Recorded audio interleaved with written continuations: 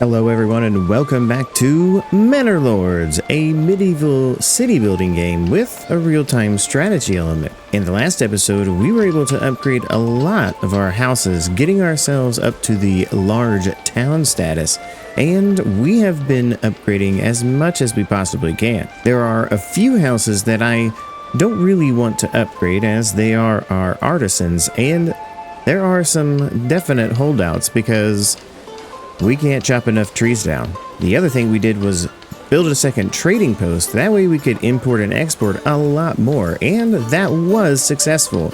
But unfortunately, it has put a pinch on our pocketbook. But with our treasury now solidly full, we can start thinking about adventuring out to other things as well, possibly building out to new territories and getting new provinces. So if that is something that you're into, go ahead and hit the like button, subscribe if you haven't, and let's jump in to Manor Lords. Now the first land I was looking at is Nushol, I don't know. Anyways, the reason I'm looking at this one is not because of the things I can get from it. It's just a regular deposit of most things, but its fertility is amazing. It's got plenty of grassland for wheat, a decent amount for flax that shouldn't be too hard to get, and most importantly, barley. It actually has fertility for barley that I believe that we could use to our advantage. The other one is Goldoff, and the reason I wanted this one was because of the rich iron deposit.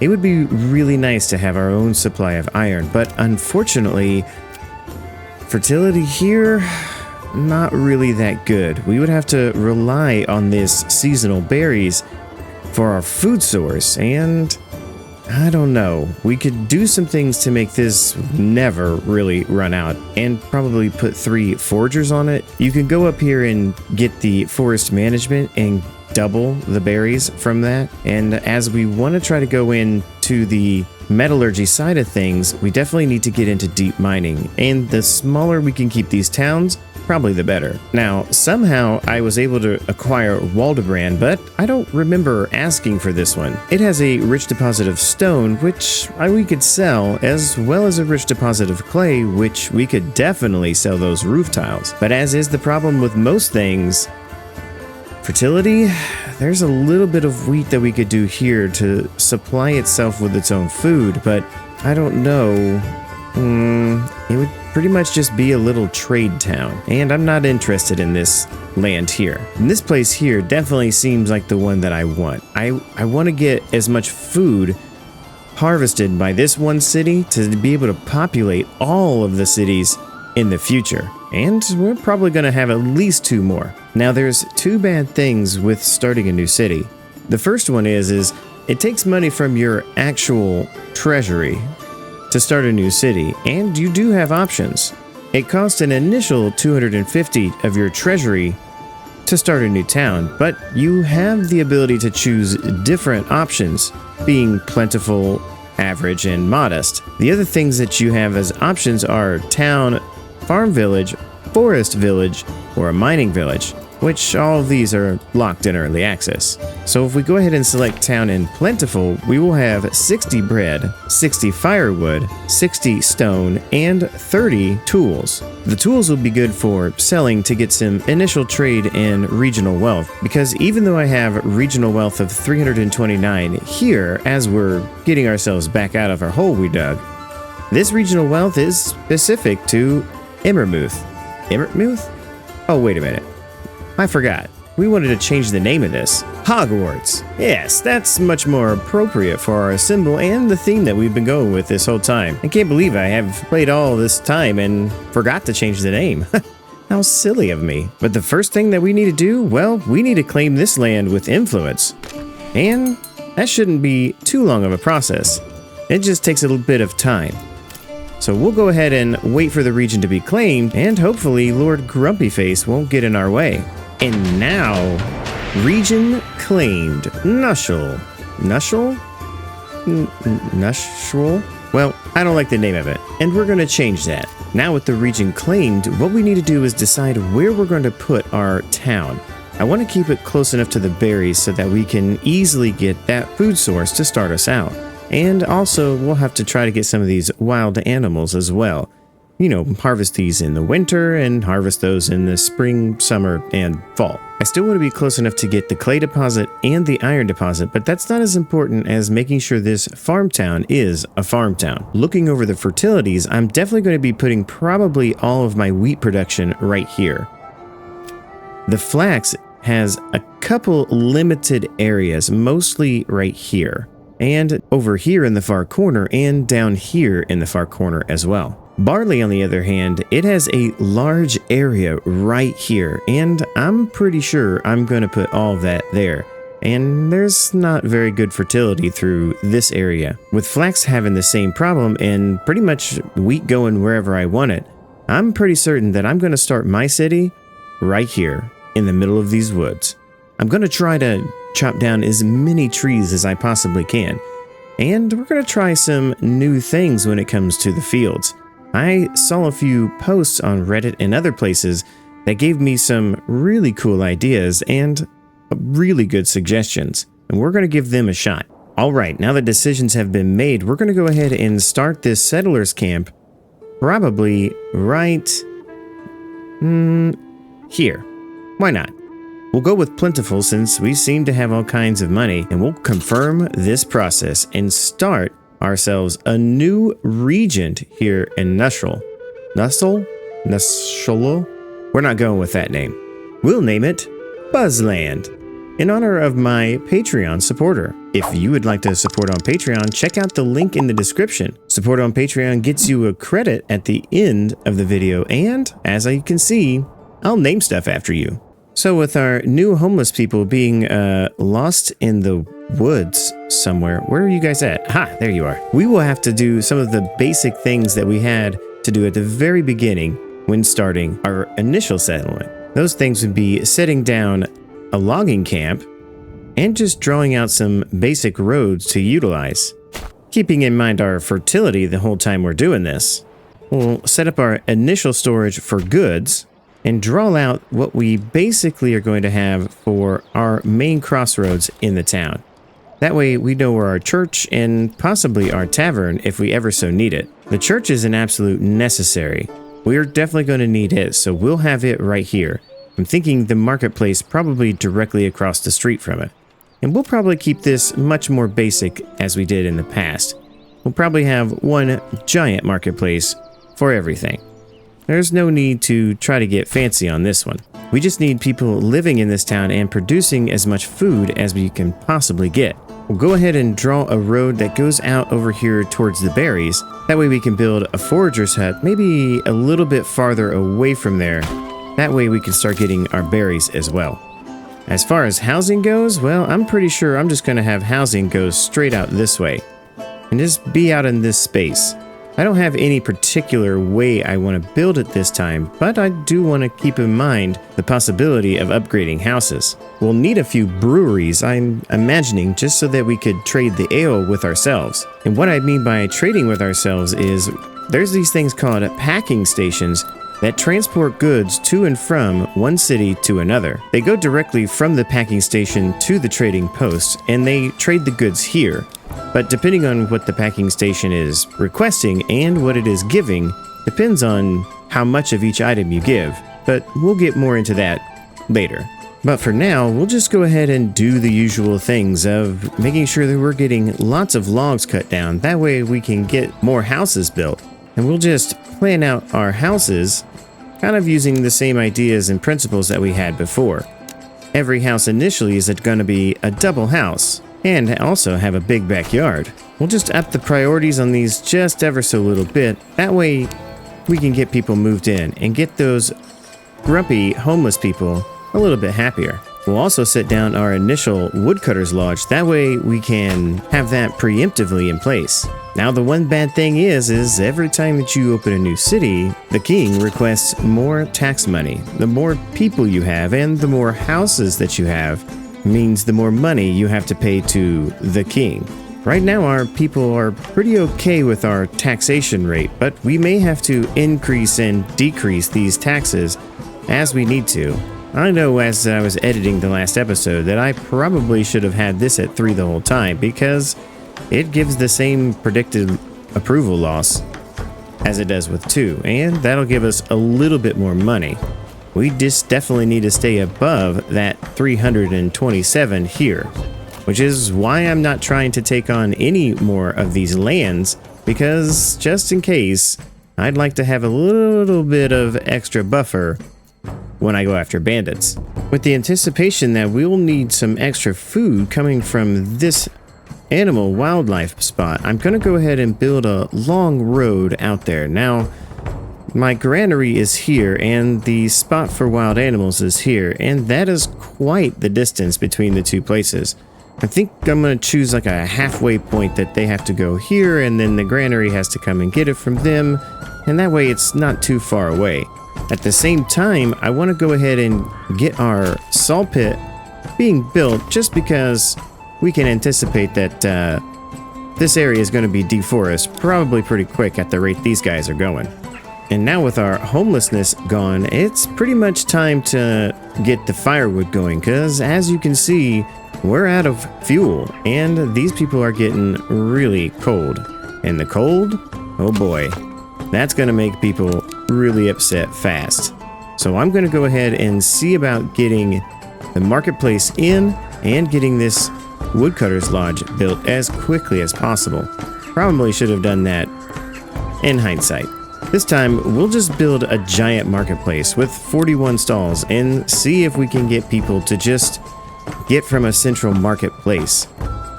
It's really close to our storage, so as long as we keep 4 storages here and they're just supplying everything they possibly can to this said marketplace, I think we'll be all right. In the past, that's what I used to do, and it seemed to work pretty well, but I was trying something new in the other town. But Buzzland, we'll go back to classic behaviors. We have our initial marketplace of a food stall here because of our granary, but you know what's something I totally forgot to look at? The underground water. Man, we really dodged a bullet here, because this thing runs right through here, and I didn't even consider that before starting this city. So I think we're going to have to already kind of redo the marketplace just a little bit so I can put a well right here in the corner. I totally forgot that, 100%. So we'll nestle that well right in the corner and then reinstall our marketplace as we had it before. A real big one here. That only leaves us with 43 stalls when we had 41 before. Even with the water, we're getting more places to put stalls.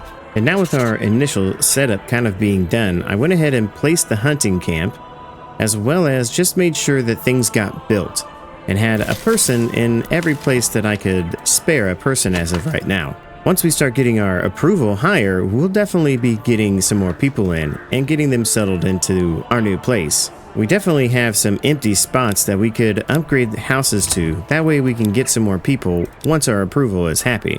And you always want to have empty houses if you can. At the same time, I want to go ahead and put some vegetables while winter is in. That way these people can start getting some extra food in. At the same time, I went ahead and took care of any bandit camp that was around. That way I had my army out in case something bad might happen. Once things got up to 3 months of food, I wanted to build the church right away. So I put a person in the saw pit to try to get us our 20 planks that we need. As soon as I got the 20 planks, I pulled the person back out and put them back into the hunting camp. And now with having 2 different types of food, our market variety helps us out in our approval, and that's going to help bring in more people to our town. We still have a few empty houses, but that's not too big of a deal. We'll go ahead and put the church in, that way we can make some people really happy. And as we still have 1 unassigned person, they'll be able to get that church built fairly quickly. Even though setting up a new town is kind of difficult, the really big difficult problem that we're going to have is our annual royal tax has exponentially increased because of putting this town together. That means that we're going to have to probably keep a sharp eye over here and probably tax these people a little bit more. It's going to make them really grumpy, but I don't really see another option. We're not getting a decent amount of tax out of these people to keep us afloat. Now, we don't really have any reason other than to keep them above 50% so that people don't start defecting and leaving our settlement here. So let's hurry up and increase the tax to 10, deal with the unhappy people. Then we may just turn that sucker back down again. That way we don't lose any people. Once we get past what the king's tax is requesting, we'll probably lower it a lot. Now with the church built and us having plenty of timber in the stockpile, I decided it's time to build up a few more houses. So I went ahead and mapped out a few more extra houses of where I would like them to be placed. Still keeping in mind that there may be some point down the line that we'll need a tavern. I'm going to save this place here just for artisans, just in case. We need breweries and a clothing maker and anything else that we might need in the near future. The big thing is I want to make sure that we have enough double houses. That way we can have all the people we could ever want. We're going to need lots of people to work these farms, and I mean lots of people to work the farms.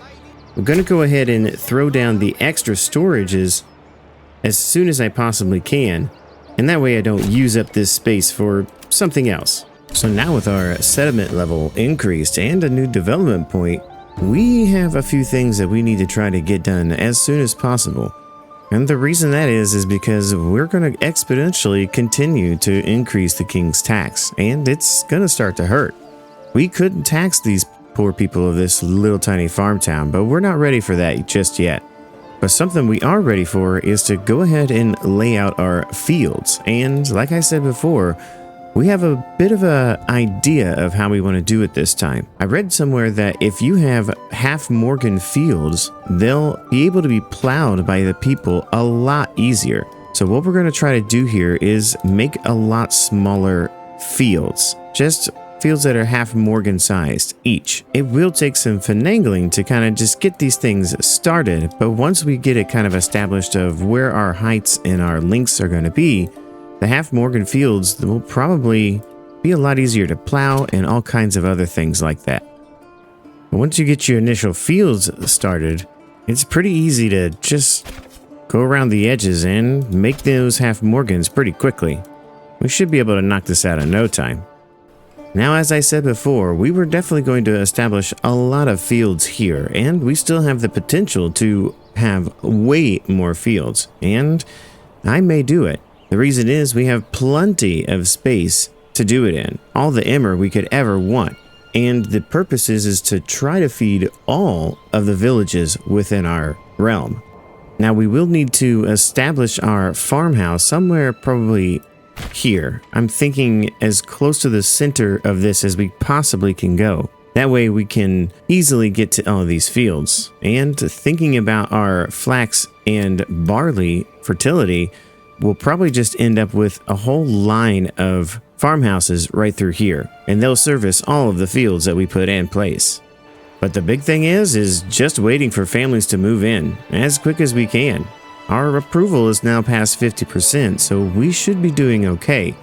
But there's going to be two problems that coincide with that. One, getting our treasury where it's supposed to be so that we can continue to pay our royal tax, and probably turning that grain into bread as soon as possible to feed these people. Establishing a reasonable amount of bread would be the best thing I could possibly do. At the same time, we got to start thinking about trading things, because if we don't have any regional wealth, we can't continue to add orchards or any vegetable fields.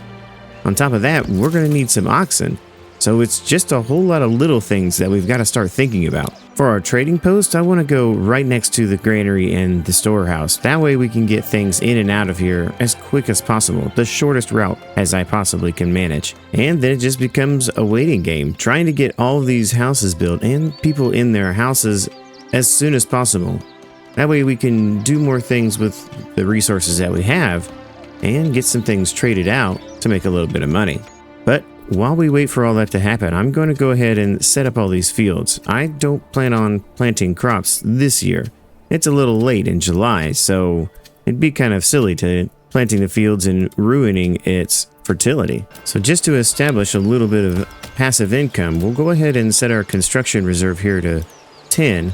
And since we have the people to currently do it, we'll go ahead and add one to the sawmill and the logging camp to establish some trade and get some planks being sold. So while we have the money, and I still can, I want to put as many vegetable fields in as I possibly am able to. There's a few houses that need to be upgraded with their living space, but I'm going to go ahead and establish at least 3 more. I know I'm going to need more oxen, so I don't want to go too much past that. But I want to upgrade these houses as much as I possibly can. If there's an expanded living space, we're going to go ahead and get that going. Now, over in Hogwarts, we were able to get our last holdout for a level 3 burgage plot built and completed. So now everything over here is absolutely 100% upgraded. Except for our artisans, of course. They're still at the level 2 and they'll stay there. There's no need for any extra people. But as I was upgrading that house, a band of raiders has been spotted and I knew this was coming.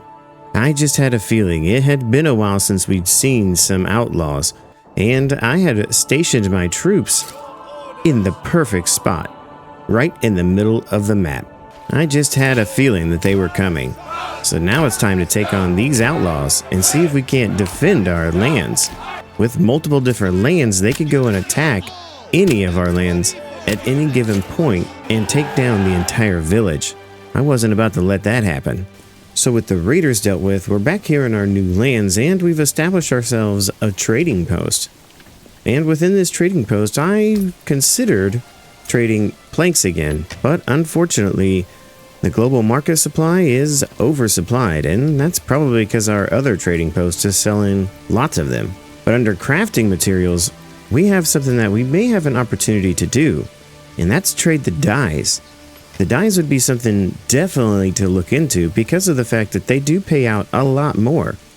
Now it is 40 to establish this one, so it's a little bit more expensive, but I think it will pay for itself pretty quickly. So I think we'll establish this trade route and we'll export anything above 0, because there's no reason for me to keep it in this land. That means we'll have to put somebody in the trading post, but more importantly, we need to get a dyer's workshop going. And we'll just go ahead and establish that right next to our trading post. We had to uproot a few trees, but it'll be alright. Now with the dyer's workshop complete, we can add a person to it to start getting that dye being made and get ourselves a little bit of trade. As soon as we have the extra people, we'll go ahead and put people in the trading post as well. And now with the knowledge that we will be able to create ourselves some regional wealth, I think it's definitely time that we increase our oxen supply and use part of our last 35 coins to order another oxen. And the reason is we're not getting those timbers from the woods to where we need them quickly enough. And that's just causing an issue getting all of these houses built. I need these houses built to get people in so that we can start populating the farm. One of the main reasons that we're so low on timber is every time a burgage plot gets built, I go ahead and expand that living space immediately. That just keeps us kind of low on the timber front.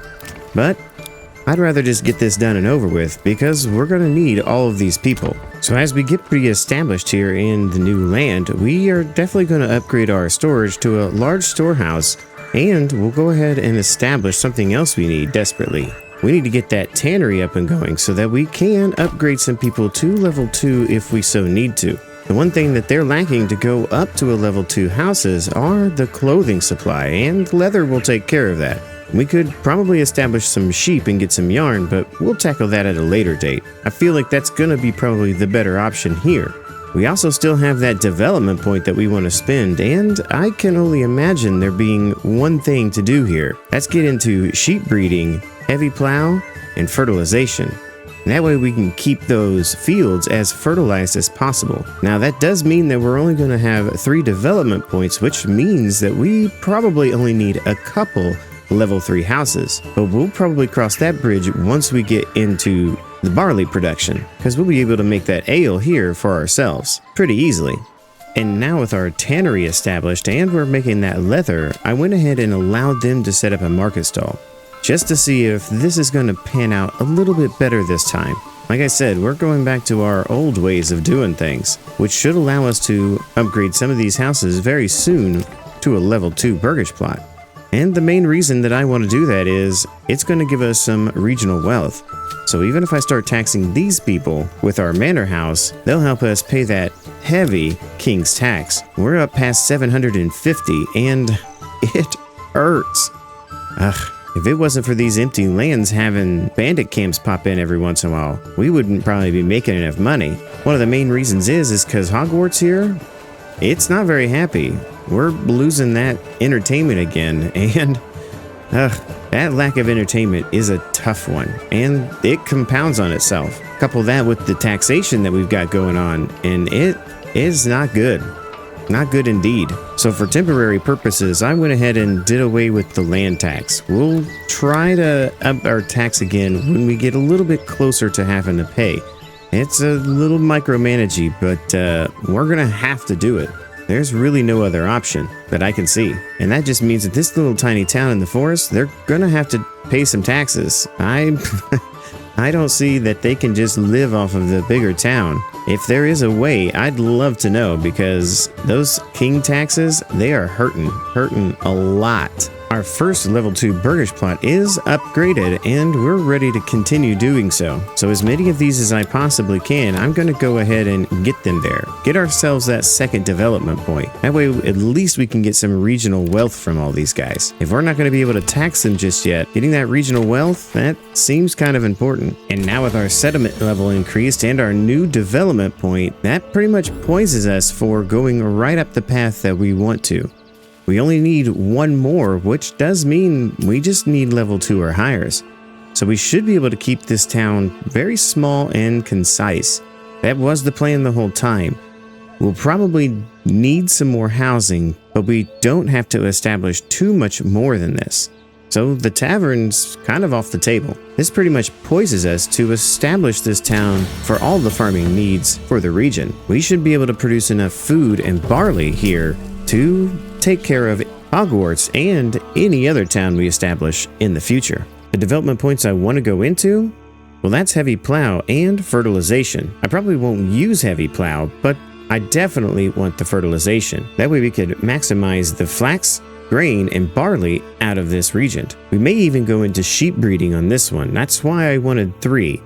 That way I could buy a couple of sheep and let them do their thing and fill up all of our fields. We may go for one more just to get the trade logistics a little bit better.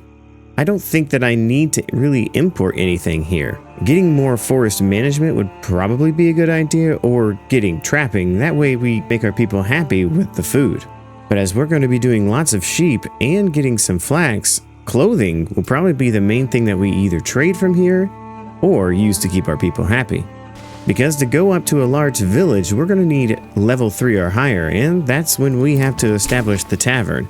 And I don't really want to do that here. I just want these people to supply the larger town. So I'm trying to keep this as minimal as possible, with also having as many level 2 houses as I possibly can stand. And with 10 unassigned people waiting to be put to work, I think it's almost time that we get working on these farms. A second farmhouse is probably in our future, as we'll put all 8 people in here. Most of these fields, I've gone ahead and paused them all the way up until the last few fields.